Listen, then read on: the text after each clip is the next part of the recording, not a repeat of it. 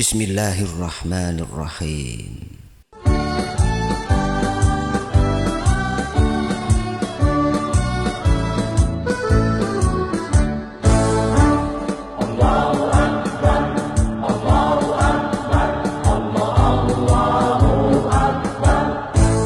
Kalam suci menyentuh kalbu berjuang, maju serentak membela kebenaran untuk negara, bangsa dan kemakmuran.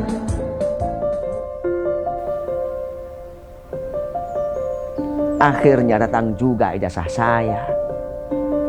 Pada bulan Maret tahun 1959, tabung ijazah berwarna biru telah dikirimkan dari Mesir untuk saya dengan bertuliskan Rokom 1. Itu artinya sayalah orang yang mula-mula beroleh gelar kehormatan ini.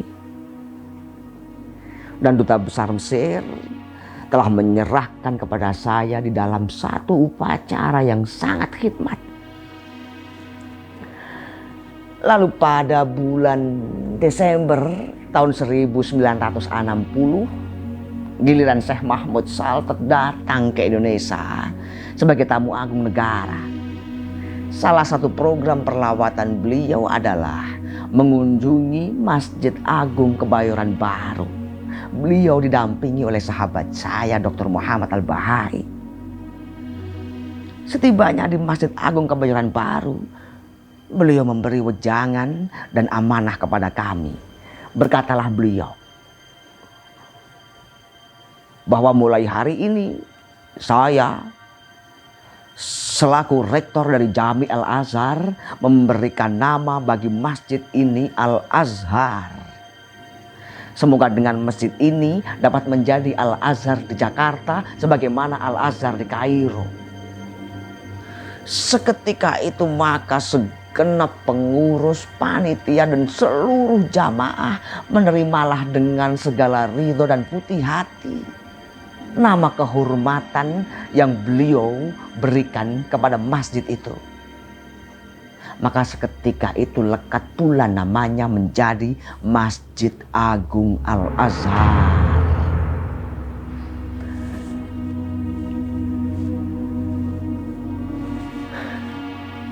Pelajaran tafsir sehabis subuh itu berjalan terus hingga terdengar di mana-mana di seluruh Indonesia.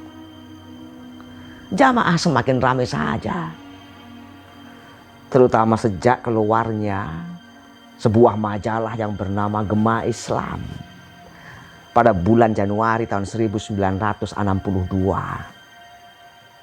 Segala kegiatan di dalam masjid itu dimuat di dalam majalah. Pelajaran tafsir sehabis subuh itu pun dimuat juga di dalam majalah tersebut. Langsung saja saya berikan nama baginya, Tafsir Al-Azhar. Sebab tafsir ini muncul dari dalam Masjid Agung Al-Azhar.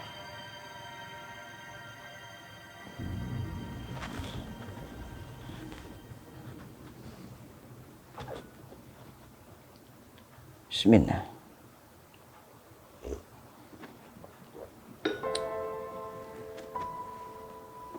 Ajal pasti datang kepada aku.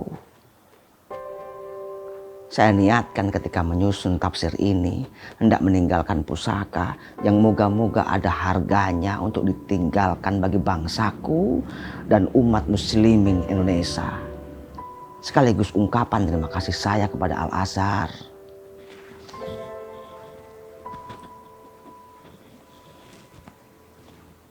Saya datang ke Mesir di permulaan tahun 1958 itu. Tidaklah berniat dan terbesit seketek pun di hati bahwa saya akan diberi kehormatan setinggi itu. Menjadi tetamu muktamar Islami itu saja pun sudahlah satu kehormatan yang tertinggi bagi saya. Maka terasalah oleh saya suatu hutang budi yang amat mendalam untuk menyajikan satu buah tangan yang moga-moga kiranya banyak atau sedikit dapat memenuhi penghargaan yang tinggi itu.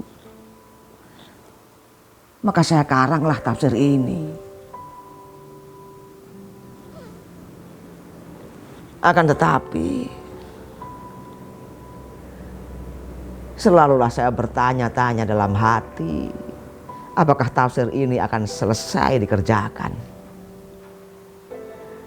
Sebab tugas-tugas yang lain di dalam masyarakat terlalu besar pula. Saya kerap kali meninggalkan rumah. Saya kerap kali keluar kota ke daerah-daerah yang jauh. Kalau begini halnya, niscaya tafsir Al-Azhar ini tidak akan pernah selesai dalam masa 20 tahun. Padahal umur ini bertambah tua. Jika dihitung-hitung dari segi umur, mungkin tafsir Al-Azhar ini tidak akan pernah selesai sampai saya meninggal. Padahal selalulah saya berbagi dengan kesibukan untuk menulis tafsir ini. Namun yang baru didapat hanyalah 1,5 juz saja. Dari juz 18 sampai juz 19 itu pun tiada genap.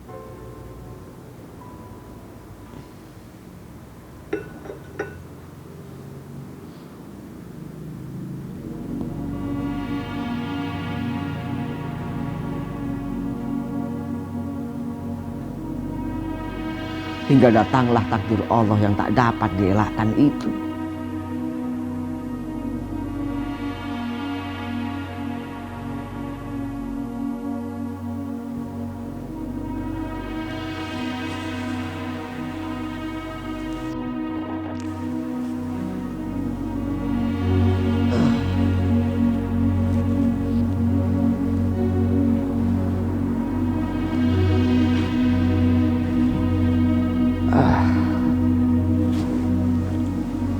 Allahu Akbar.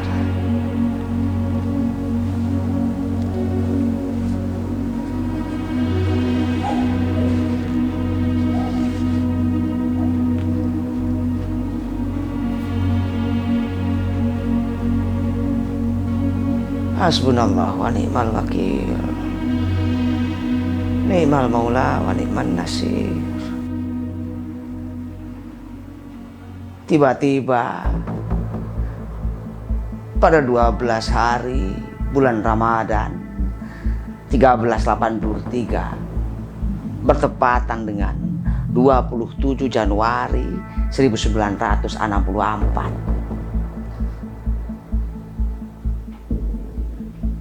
berlakulah takdir Allah yang tak dapat dielakkan.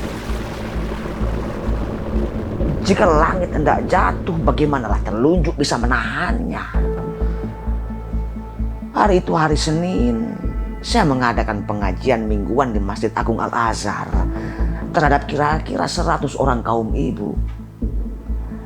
Yang ditafsirkan hari itu ialah surat Al-Baqarah ayat 255 atau ayat kursi yang biasa dihafal itu.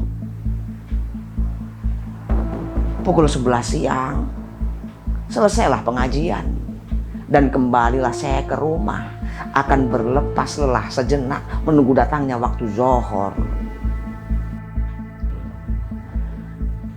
Namun tiba-tiba setelah kira-kira setengah jam saya istirahat, datang anak saya memberitahukan ada 4 orang tetamu yang telah duduk di beranda muka ingin bertemu dengan saya. Saya berlale-lale kira-kira 5 menit. Dan saya lihat dari celah pintu ada sebuah mobil Fiat berhenti pada sangka saya.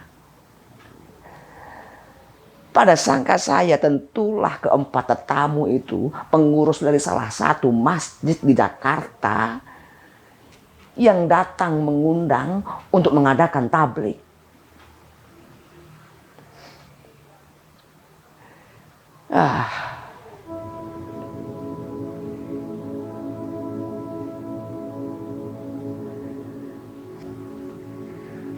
Dengan tenang, saya pun keluar. Wajah keempat tamu itu tenang. Penglihatan mereka mendalam kepada saya. Saya pun bertegur sapalah dengan mereka baik-baik. Lalu seorang di antara mereka mengulurkan sepucuk surat bersampul baik dan sangat rapi.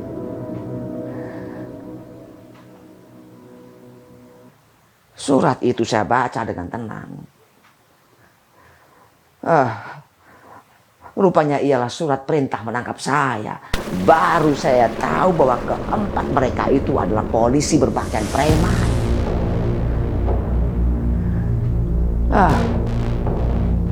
Dalam keadaan tidak tahu apa kesalahan saya, dalam keadaan tengah hari yang letih berpuasa, saya dijemput dan dicabut dengan segenap kekerasan dari ketentraman saya dengan anak dan istri. Disisihkan dari masyarakat dan dimasukkanlah saya ke dalam tahanan.